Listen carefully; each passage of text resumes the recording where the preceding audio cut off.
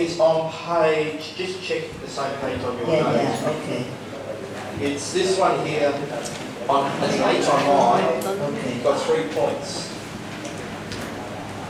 Yeah, so I think it should be the next page. Or is any there?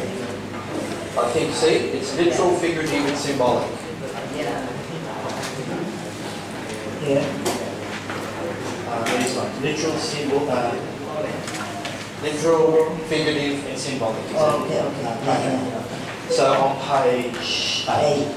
Bây giờ xin chúng ta mở ra trong bài của chúng ta, anh chị em, là trang 8. Some still don't have notes, but they're being printed. Yeah.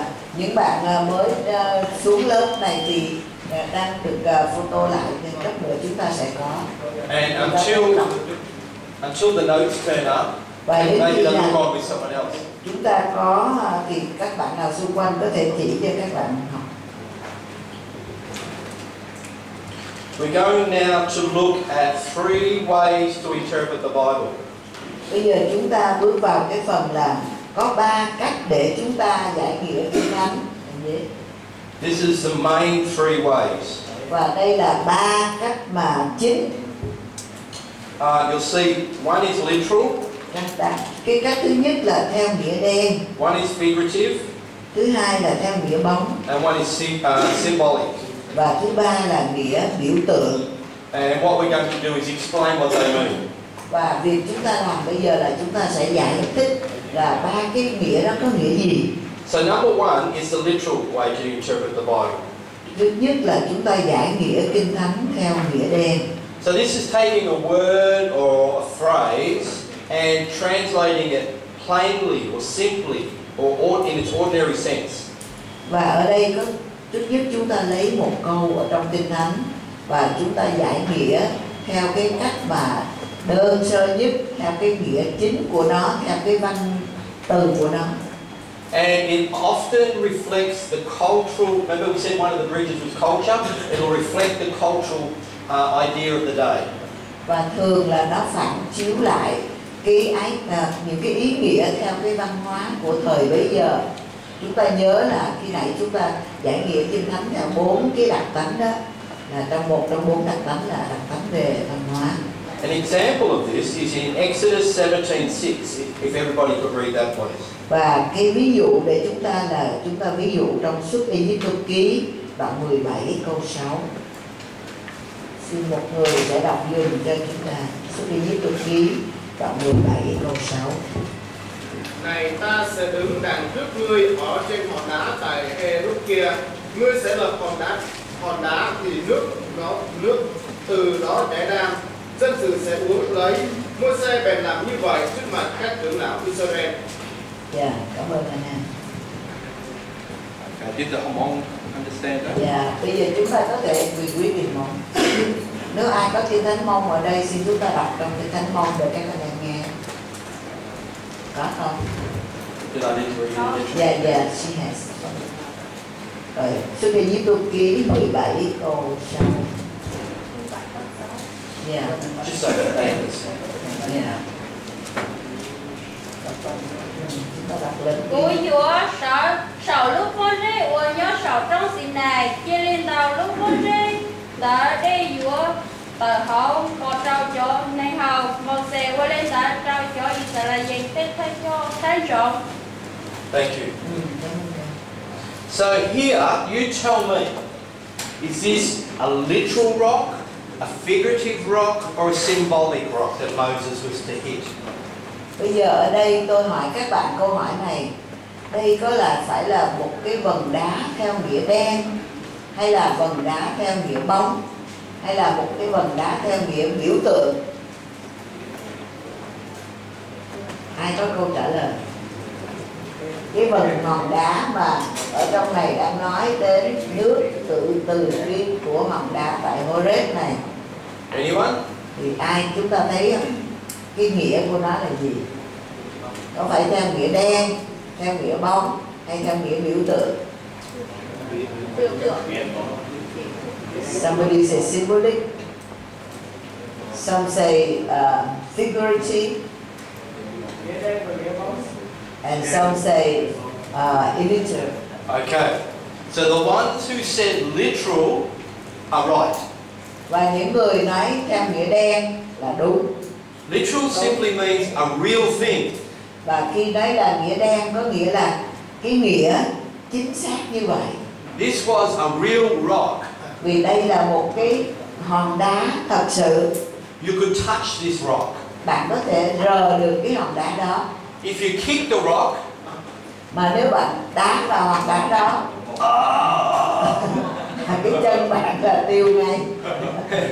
literal means real. You can feel it. You can touch it. It's there. Và nghĩa đen có nghĩa là đó là thật như vậy. Bạn có thể rờ được nó, bạn có thể sờ vào nó, cảm nhận được nó. But what's interesting about this story is Moses was to hit the rock. Nhưng mà cái điều lạ lùng về cái câu chuyện này là Môi-se phải đập vào hòn đá đó. He hit the rock with his stick. Ông dùng cái cây gậy của ông và đập vào hòn đá đó. This was a real wooden stick that he hit the rock with. Và đây là một cái cây gậy bằng gỗ thật sự mà ông cầm nó để đập vào hòn đá. Have you ever seen water come out of a rock? Các bạn đã từng thấy bao giờ là nước chảy ra từ hòn đá không? No. Nghe nào, nó sẽ được hòn đá. Yeah, they say they can come out from the grip of the rock. Okay, good. When we were in Israel, Khi chúng tôi đến xứ Israel, we saw big rocks. chúng tôi nhìn thấy những cái tảng đá lớn lắm. And from some rocks, out of the crack, the water came. Và từ những tảng đá đó thì từ cái khe của nó chảy nước ra. And when we tasted the water, we could drink it. Và khi chúng tôi nếm cái nước đó, chúng tôi có thể uống được. It was real water, real rock. Và đó là cái nước thật, đó là cái tảng đá thật. So in this story, why did the water come from the rock? Và trong câu chuyện này thì tại sao nước nó lại tuôn ra từ nơi tảng đá? Why did the Israelites need water? Tại sao dân Israel cần nước? They were thirsty. Họ đang khát. So God met a need. Nên Chúa đã đáp ứng cái nhu cầu của họ. Remember, they complained. They said to Moses, when we were in Israel, we had plenty of water. Now you brought us in the desert and we're dying from thirst. Họ nói với Môi-se rằng khi chúng tôi ở trong xứ Ai-cập là chúng tôi có đủ thứ hết, mà bây giờ dẫn chúng tôi vô đồng vắng này, bây giờ chúng tôi sắp chết khát. So God led Moses to the right rock. Nên Chúa đã dẫn dắt Môi-se đến đúng cái tảng đá đó. Maybe he could hit this rock or that rock and no water came out. Vì ông có thể lấy cái gậy của ông đập cái hòn đá này, ông đập đến tảng đá khác, không có nước nào ra hết. But he led him to the rock and hit it with the rock, and maybe the rock opened or cracked and the water came out. Và rồi Chúa dẫn dắt ông đến đúng với cái hòn đá đó và ông đập vào đó và cái hòn đá có thể nứt ra và nước chảy ra. Sometimes in Israel when we're walking, all you see is rock and desert. Và nhiều lúc khi chúng tôi đến tại Israel, có những chỗ những gì mà chúng ta thấy được chỉ là hoang mạc, sa mạc và đầy những cái đá sỏi khắp nơi. And then you go down around the corner and there's some water just coming out of the rock. Và rồi bạn đi tới một cái góc đó, bạn thấy có một dòng nước róc chảy ra từ dưới cái khe đá. And although the desert looks dead, usually somewhere there's water. Và mặc dầu sa mạc trông như là chết khô vậy, nhưng mà thường là có nước nó chảy ra ở đâu đó trong So đá. a literal translation means that's what it is. Nên một sự giải nghĩa theo nghĩa đen có nghĩa là chính xác cái điều đó là gì, là giải nghĩa như vậy. It was a real rock, it was a real thirst, it was a real stick. Đó là một cái tảng đá thật, có một cái cây gậy thật, rồi họ đập vào tảng đá đó. When Jesus rode into Jerusalem, it was on a real donkey. Và khi Chúa Giêsu Ngài đi vào thành Jerusalem thì lúc đó có một con lừa thật. When Jesus was put on a cross, it was a real cross. Rồi khi Chúa Giêsu bị treo trên cây thập tự thì có một cây thập tự thật. So to understand which is the real or the literal, if it makes sense to be real or literal, well probably it is. Và nên khi chúng ta giải nghĩa một câu gì theo nghĩa đen, có nghĩa là nó là thật như vậy. Remember I asked you yesterday Và chúng ta nhớ không là ngày hôm qua tôi hỏi anh chị em about the passage of if your eye offends you, pull it out. If your hand offends you, cut it off. If your foot offends you, cut it off. là nếu mà các bạn là con mắt mình phạm tội, bạn móc mắt ra, rồi cái tay của mình phạm tội mình chặt tay, rồi cái chân mình đi phạm tội mình chặt chân. And I said not anybody here believes that it's a literal interpretation. Thì lúc bây giờ tất cả mọi người ở đây đều nói là chúng ta không thể giải nghĩa cái điều đó theo nghĩa đen được. Because we all have our eyes, we all have our hands, and we all have our feet.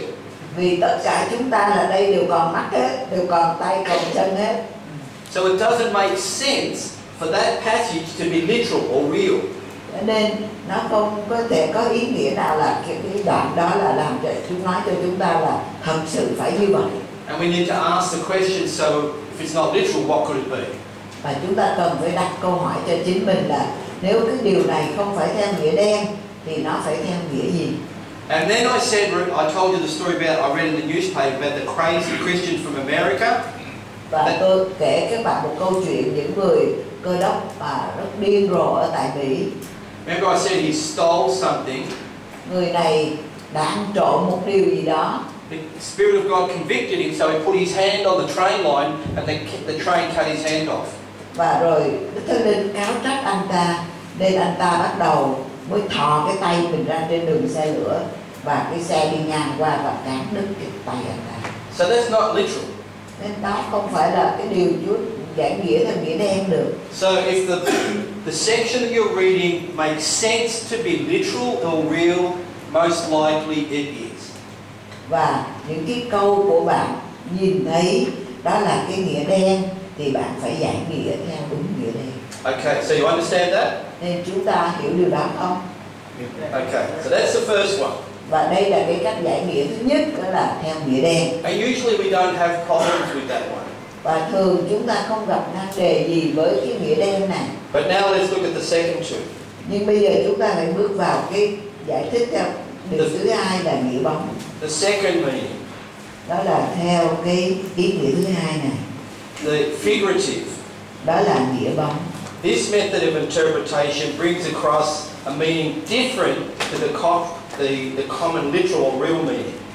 Và cái ý nghĩa này nó truyền tải một cái ý nghĩa khác với nghĩa đen thông thường. So could we have someone read Psalm 18 verse 2 please? Bây giờ xin mời một người đọc dùm câu Thi Thiên đoạn 18 câu 2. Thi Thiên 18 câu 2.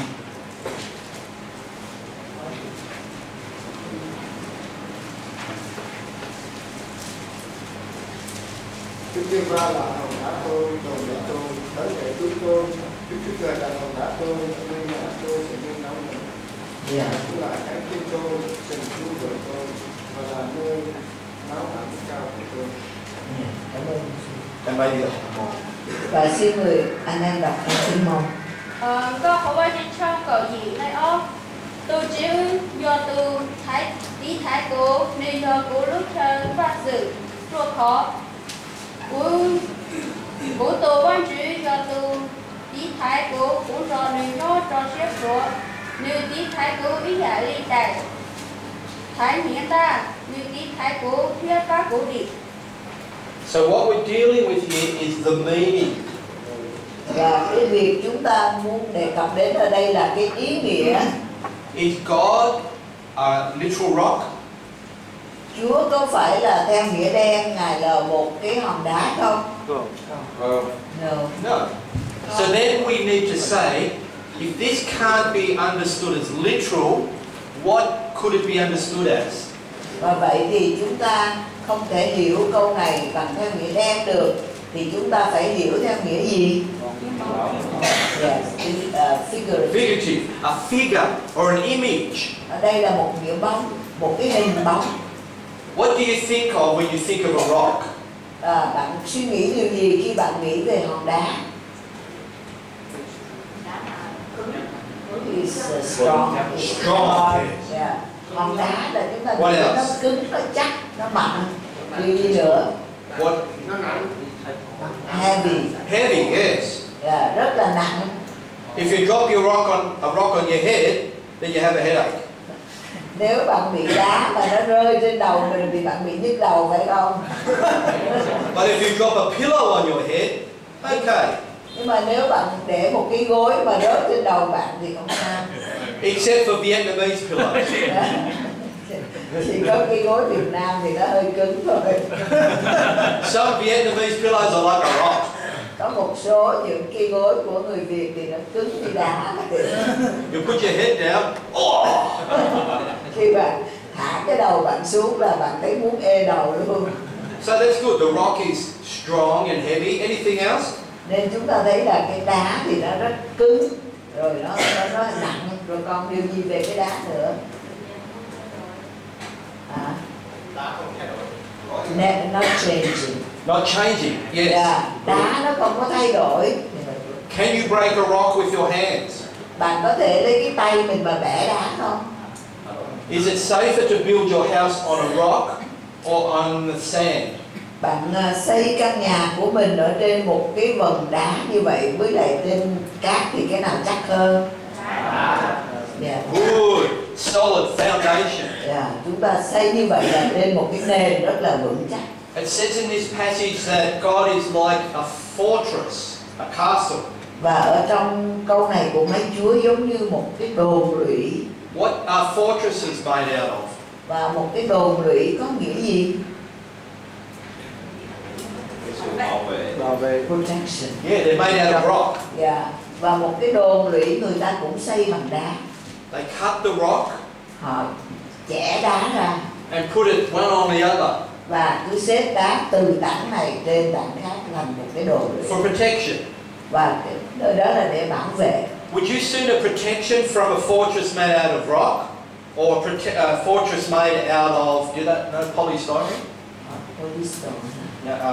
Or made out of paper? Bạn có bao giờ thấy một cái đồn lũy xây bằng đá hay một cái đồn lũy xây bằng giấy không? Stone. Chúng ta sẽ thấy không ai xây cái đồn lũy bằng giấy cả. Because it's strong, it's hard. Nhưng mà xây bằng đá vì nó rất mạnh mẽ, rất chắc chắn. So if the enemy comes, và nếu kẻ thù địch đến, they can't just break through the wall. Thì kẻ thù địch không có thể nào mà đâm vào vượt qua cái bức thành đó được. Notice it says, "My God, my rock, I take refuge." Ở đây nói rằng Đức Giê-hô-va là hòn đá tôi, đồn lũy tôi, nơi Ngài tôi sẽ nương náu mình. So He protects us. Nên Ngài bảo vệ chúng ta.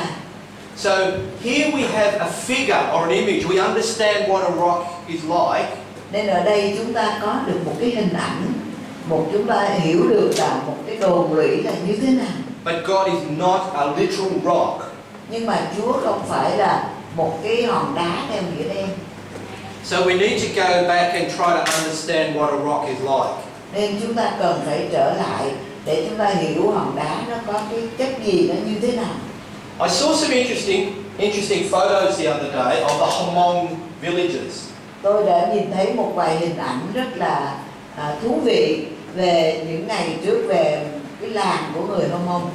And the roads were all muddy. Và con đường đi là nó đầy là bùn đất. And I saw Pastor Min walking on the road. Và tôi nhìn thấy một sư Minh đi trên con đường đó. And then next photo, Pastor Min fell down. Và cái hình sau đó là thấy một sư Minh té xuống. But the ground was soft, not hard. Nhưng mà cái đất đó nó mềm chứ nó không có cứng. And he was thankful that it wasn't rock. Và ông cảm ơn Chúa vì đó ở dưới không phải là đá. Because if he fell down on a rock, it would have hurt. Vì nếu ông phải té trên đá thì nó là bị đau lắm rồi. But if the rain falls on the road which is hard or like rock, then you can still walk. Nhưng mà nếu cơn mưa nó rơi xuống trên con đường mà có đá thì bạn vẫn còn đi được. But if the rain falls on the dirt, it makes mud and it's very slippery and soft. Nhưng mà nếu cơn mưa nó rơi trên con đường đất thì làm cho con đường đất nó trở nên trơn trượt và nó dẻo đất lại và bạn đi rất là khó. And that's why it tells us here for Israel that God is like a figurative image of a rock. You can stand on him and you won't fall down. Và ở đây đó là lý do tại sao cái ý nghĩa bóng ở đây cho dân Israel là Đức Chúa Trời Ngài giống như vầng đá, mà họ còn có thể là đá đó ở trên đường của họ, họ có thể đứng trên đó nó vững vàng, họ không bị té ngã.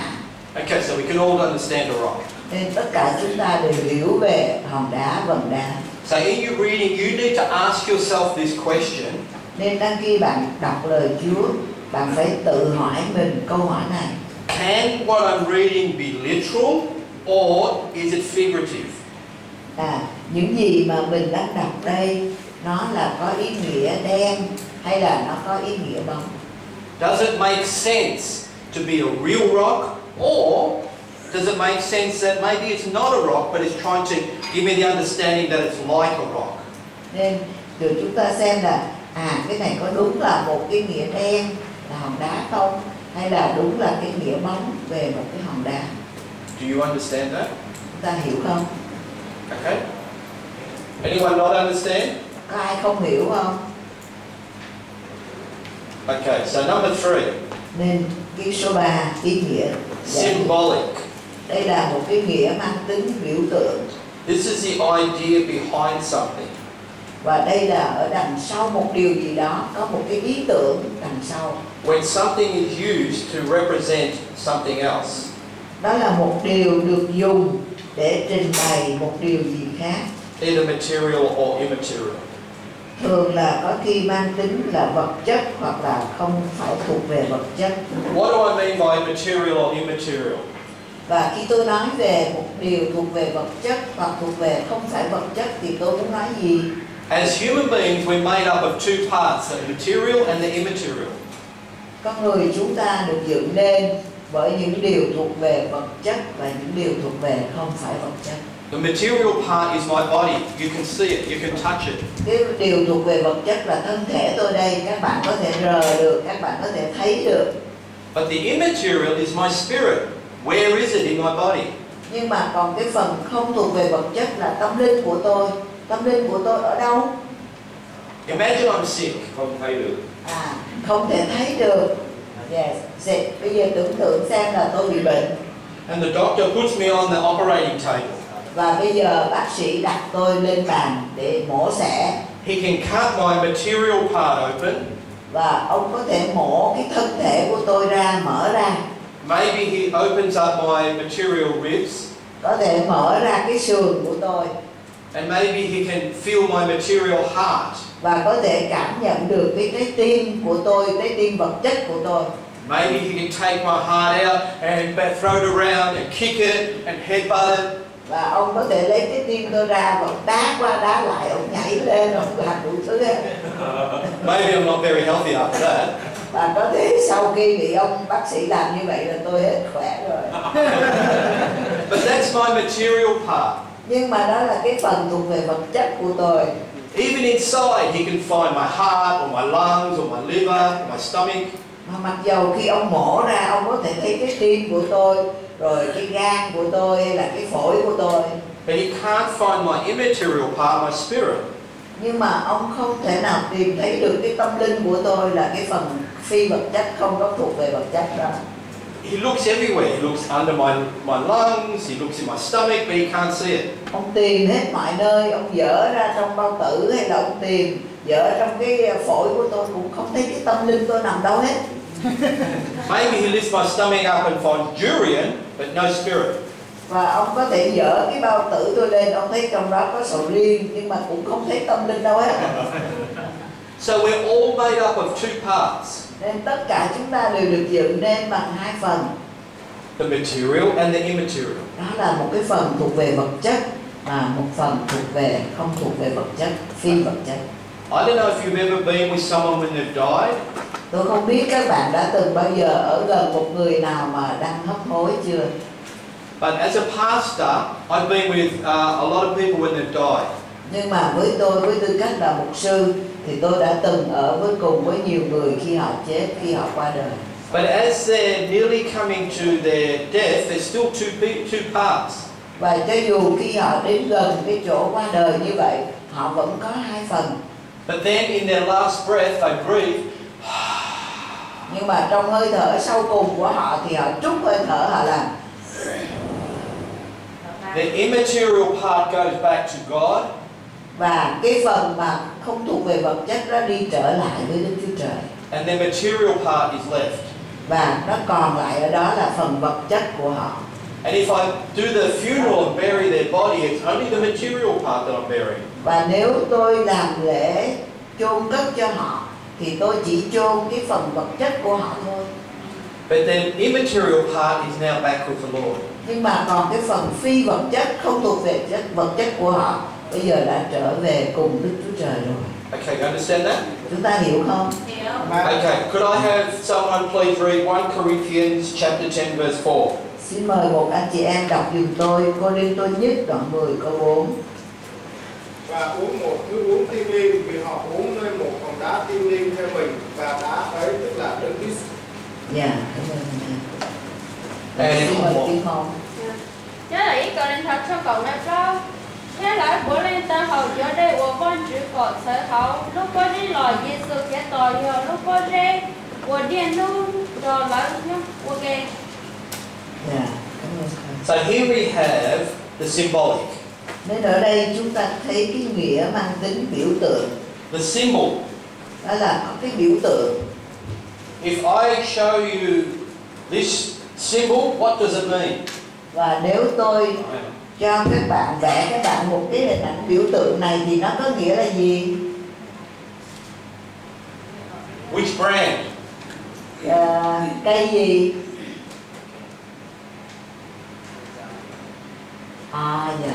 Dạ. Nike? Chúng ta thấy cái giày mà thể thao Nike đó, Nike nó để cái biểu tượng như vậy, có một cái dấu như vậy. Maybe you can't see this. Có thể các bạn không nhìn thấy cái điều này. But on the pastor's shirt he has a little mark. Nhưng mà trong cái áo mục sư ở đây nó có một cái dấu nhỏ. That represents a brand. Nó tượng trưng cho cái hàng hiệu nào đó. And when someone sees that, they know which company. I don't know which company, but someone. Và khi người ta nhìn thấy, người ta biết nó thuộc về cái công ty nào làm cái. Is it? Tommy Hilfiger. Yeah. He does. Hilfiger. Yeah. Thuộc về công ty Tommy Hilfiger. So he represents the symbol. Nên cái công ty đó nó đại diện và nó đại diện bằng một cái biểu tượng đó. Which brand has 3 stripes? Vậy công ty nào có 3 cái gạch? Someone said it? Ai có nói ở đây là Adidas. Yeah. Như bạn ở đây nè. Thì Adidas. Adidas. Who's got Adidas? Con ở đây. Yes, Adidas. We recognize the symbol. Adidas thì nó có 3 cái sọc. Cái biểu tượng là 3 cái sọc. Adidas là cái hãng. What is this symbol? Còn cái biểu tượng này là thuộc về hãng nào? Coca-Cola. Hãng Coca-Cola. Coca-Cola. Là để một cái chữ vậy thôi là cái biểu tượng là của Coca-Cola. In our church, we have this symbol. Oh, this is going to be hard.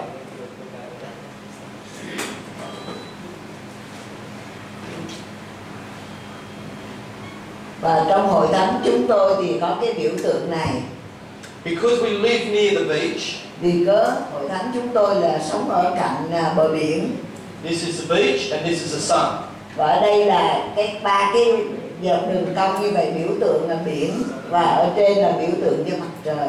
So this represents our church. Nên cái biểu tượng này là tượng trưng cho hội thánh của chúng tôi. And our church is called Peninsula City Church. Và hội thánh chúng tôi được gọi là Peninsula City Church. Sometimes we say PenCC. Có khi chúng tôi gọi viết tắt là PenCC. So you understand what I mean by symbol? Nên chúng ta hiểu khi chúng ta nói một cái biểu tượng là gì rồi phải không? Okay, so maybe your church has a symbol. Có thể hội thánh của anh chị em cũng có một cái biểu tượng, chọn một cái biểu tượng riêng. Let me explain some more symbols. What does this symbol mean? Bây giờ cái biểu tượng này có nghĩa là gì? Victory. Victory or hay là gì nữa? Chiến thắng. Peace. Peace. Biểu tượng này cũng có nghĩa là bình an, hòa bình. Yeah. Victory or peace? What does a dove represent? Vậy thì con chim bồ câu tượng trưng cho gì? Peace. Peace. And who uses the dove especially? Và ai sử dụng cái con chim bồ câu? Đặc biệt là ai sử dụng? For the Holy Spirit. For the Holy Spirit for the church, yeah. Và biểu tượng Đức Thánh Linh là hội thánh cũng sử dụng cái biểu tượng con chim bồ câu để chỉ về Đức Thánh Linh. And some peace movements use the dove with an olive branch. Remember? Peace movements. Và tất cả những cái phong trào về hòa bình á, họ cũng sử dụng cái biểu tượng là một con chim bồ câu bên có ngậm một cái cành lúa. Where did that come from? Thì cái điều đó nó xuất phát từ đâu vậy? Noah. Yes, Noah and the ark. Remember, he put the dove out and he came back. Đúng rồi, từ Noe. Tại vì khi Noe ông thả con chim bồ câu ra, thì vài bữa sau nó về, nó ngậm trên miệng nó là một cái cành olive. Representing a symbol of peace. Và nó tượng trưng cho một cái biểu tượng về sự hòa bình. When it says that all drank from the spiritual drink, và khi ở đây nói rằng và họ uống một thứ uống thiêng liêng, and that spiritual drink was the rock, và cái nước uống thiêng liêng đó chính là hòn đá, and that rock was Jesus. Và hòn đá đó chính là Chúa Giêsu. Who was in the desert with Israel with the rock? Và A rock and a stick and the water. Moses was there. And Israel. Then who is with them? Yeah, at the moment we've got the rock, the water, the stick, Moses and Israel. Và lúc bây giờ chúng ta có hòn đá, có cái cây gậy, rồi có Môi-se, có dân Israel. The people drank the water. Và dân sự đã uống nước từ nơi một hòn đá. But Paul says here, no, they drank Jesus. Nhưng mà Phaolô nói ở đây là không, họ đã uống thứ nước thiêng liêng đó, là họ uống chính Chúa Giêsu. Really? Can you drink a person? Ồ, nói thật vậy sao? Bạn có thể uống một con người sao? No. Không phải. So it can't be literal or real. Cho nên ở đây không phải theo nghĩa đen được. So does the water be a symbol for something? Vậy nên cái nước này là biểu tượng cho một điều gì đó. And Paul says this water was a symbol for what? Và Phaolô nói nước này là biểu tượng cho gì? Jesus. Nước này biểu tượng về Chúa Giêsu. So when we're reading Paul, either Paul's crazy or he's trying to teach a spiritual truth. Nên khi chúng ta đọc thơ tín của Phaolô thì chúng ta thấy khi mình giải nghĩa hoặc là ông điên rồi, hoặc là ông đang muốn giải thích, bày tỏ cho chúng ta một ý nghĩa thiêng liêng. But we know Paul wasn't crazy. Nhưng mà chúng ta biết rõ ông Phaolô ông không có điên rồi đâu. So he says that this is a spiritual truth. Nên ông nói đây là một lẽ thật thiêng liêng, một chân lý thuộc linh. That they drank more the water, they were drinking life through Christ. Đó là họ đã uống một cái thứ nước thiêng liêng, họ uống lấy sự sống ở nơi Đấng Christ. And Paul went on to help the Corinthians to understand that the good living water comes only through Christ. Và Phaolô đã giúp cho những tín đồ tại thành Cô-rinh-tô hiểu rằng họ chỉ có thể nhận được thứ uống thiêng liêng đó là qua Đấng Christ mà thôi. Remember in John chapter 4, in Samaria, Jesus meets the woman at the well. Chúng ta nhớ trong Giăng đoạn 4 thì Chúa Giêsu đã gặp người đàn bà tại thành Samari. And she came to get what? Và bà đã đến cái giếng đó để bà lấy gì? Water. Was that spiritual water or real water she was getting? Bà đang lấy cái nước thật hay là bà đang đến để lấy nước thiêng liêng? True water, real living water. Bà đi đến bà lấy cái nước thật, nước theo vật chất đó. Why? Tại sao vậy? She's thirsty. She's thirsty. Vì bà khát cho nên bà phải tới đó để bà đi lấy nước. So was that a real thirst or a spiritual thirst? Vậy thì đó là một cơn khát thật hay là một cơn khát thuộc linh? Real thirst. Real thirst. Đó là một cơn khát thật. But then Jesus went even further Nhưng mà Chúa Giêsu Ngài còn bước xa hơn to bring a symbol of a better water. để Ngài đem đến một cái nói về một biểu tượng, một cái thứ nước tốt hơn, quý hơn. Would that better water, that spiritual water, help her real thirst or a spiritual thirst? Và thứ nước thiêng liêng đó đáp ứng cho cái cơn khát thật của bà hay cơn khát thuộc linh của bà. Spiritual. But did she realize that she was thirsty spiritually? Nhưng mà bà có nhận ra là mình đang bị khát thuộc linh không? No. No. Bà không nhận ra. So Jesus beginning to talk with her, all of a sudden her spiritual thirst came up. Nhưng mà Chúa Giêsu đã nói chuyện với bà và bỗng nhiên một hồi sau cơn khát thuộc linh của bà trỗi lên. And he said, the spiritual water I give you, you will never thirst spiritually again. Và Chúa Giêsu nói rằng thứ nước thiêng liêng này ta ban cho ngươi thì ngươi sẽ không bao giờ khát nữa. Did she drink from that spiritual water? Có phải bà uống từ trong thứ nước thiêng liêng đó? Yes. Đúng, bà đã uống từ thứ nước thiêng liêng đó. And it satisfied her thirst. Và đã làm thỏa mãn cơn khát thuộc linh của bà. Then what did she do? Và rồi sau đó bà đã làm gì? Yeah, she come back and tell for all villagers. What happened to her real water? Và bà đã trở về như vậy, việc rồi còn cái nước thật của bà thì làm sao? She left it behind and went to tell the village about the spiritual water. Bà đã bỏ lại cái nước thật của bà và bà chạy về trong làng để bà nói cho mọi người về cái nước thiêng liêng.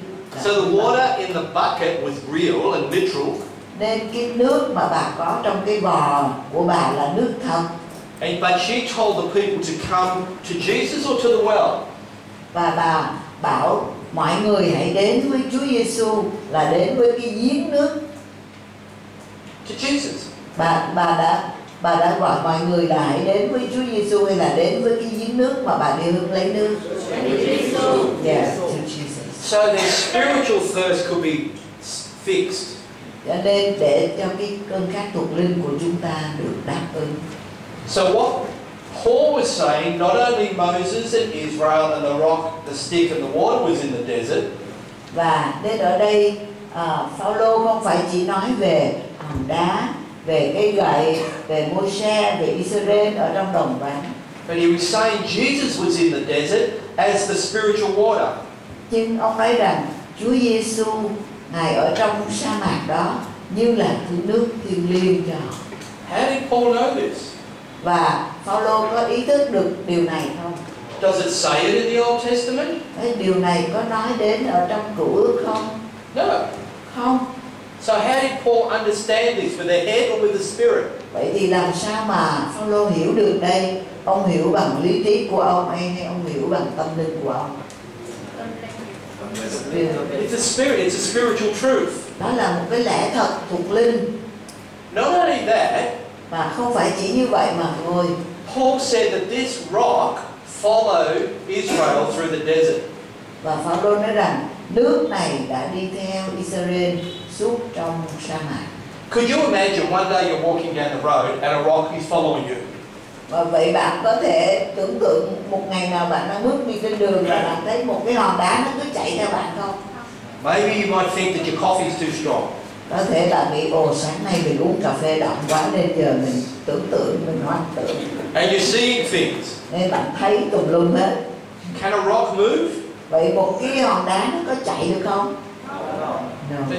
It's not alive, so it can't move. Cái hòn đá nó không có sống cho nên nó không thể di chuyển được. How can a rock move? Vậy làm thế nào mà một hòn đá di chuyển được? It has to be moved by something or someone. Nó phải được chuyển lên một cái gì đó hay ai đó đẩy nó mới đi được. Maybe an earthquake can move the rock. Hoặc có thể một cơn động đất nó di chuyển đá đi. Maybe people can push the rock, hoặc người ta có thể lăn đá đi, or a tractor can pick up the rock and move it. hoặc những cái xe chuyển nó có thể là nhấc nó lên rồi chuyển nó. But the rock can't move by itself. Nhưng mà một cái tảng đá, hòn đá nó không thể tự nó mà đi được. Well, again, either Paul was crazy or he's telling a truth that's not literal. Nên ở đây một lần nữa chúng ta thấy là hoặc là Phaolô ông điên rồi, hoặc là ông đang muốn giải nghĩa một cái lẽ thật thuộc linh. And he's teaching a symbolic truth. Và ông đang dạy một cái lẽ thật mang tính biểu tượng. Remember what we talked about before about a rock and what a rock is like. Và chúng ta nhớ trước đây chúng ta đã học về một cái hòn đá như thế nào, nó có nghĩa gì. It's strong. We can build it on as a foundation. Chúng ta giải nghĩa là hòn đá nó rất là mạnh mẽ, nó rất vững chắc. Chúng ta có thể xây một căn nhà trên cái nền đá. What came from the rock that Moses hit? Và vậy thì cái điều gì nó tuôn ra từ cái hòn đá mà Môi-se đã đập? Water. Nước tuôn ra. So this spiritual water would follow those who have drunk wherever they went. Và cái nước thiêng liêng này nó đi theo cùng với mọi dân sự Chúa đi khắp nơi nào họ đi đến. This strong foundation would be with those who and follow them wherever they went. Và cái nền tảng vững chắc này, cái vầng đá vững chắc này đi cùng với họ mọi nơi nào họ đi. Now let's bring this in from there and then into here and now. Và bây giờ chúng ta hãy đem những điều mà đã được viết đến từ thời xa xưa đó, nơi họ đã để đem vào trong nơi chúng ta đang sống ngày hôm nay. Who here gets thirsty and they want something to drink? Ở đây ai đã từng khát và muốn uống nước? Yes. Look, coffee, water. Ở dưới chân các bạn là nước, Drink. cà phê, là đủ thứ hết. Here. Có bia nữa. But he needs coffee. Nhưng mà anh chúng ta đây uống cà phê thôi. But we can go a long time without food, but we need water. Và chúng ta có thể một thời gian chúng ta không ăn thức ăn, nhưng mà về thức uống là chúng ta phải cần uống luôn. If we don't have water, what happens? Nếu chúng ta không uống thì điều gì xảy ra? We thirst, and Chúng ta then sẽ khát. what? Rồi sau đó cái điều gì xảy ra? Weak. Weak, and then we die. Chúng ta không uống, chúng ta yếu rồi chúng ta Just like the physical water, the spiritual water needs to be drunk. Và tương tự như là nước thuộc thể vậy thì chúng ta cũng cần uống nước thuộc linh. And Paul was teaching the church of Corinth, and he's teaching the church today the same truth. Và Phaolô đang dạy hội thánh tại thành Cô-rinh-tô và cũng dạy hội thánh ngày hôm nay cùng một lẽ thật thuộc linh. Were you in the desert with Israel? Bạn có từng ở trong sa mạc với dân Israel không? No. No, you're not that old. Bạn không có già đủ để mà ở sống vào thời đó. Maybe I was. Có thể tôi có thể sống được. So if we weren't there literally, Nhưng mà nếu chúng ta theo nghĩa đen mà chúng ta có sống ở đó, so the symbolic truth applied to the church of Corinth and the church today is what? nên cái ý nghĩa biểu tượng này có thể áp dụng cho hội thánh thời bấy giờ, cho hội thánh ngày hôm nay. Áp dụng theo nghĩa gì? What is it? We say that again. Yeah. So the spiritual truth that was applied to Israel and us today is what?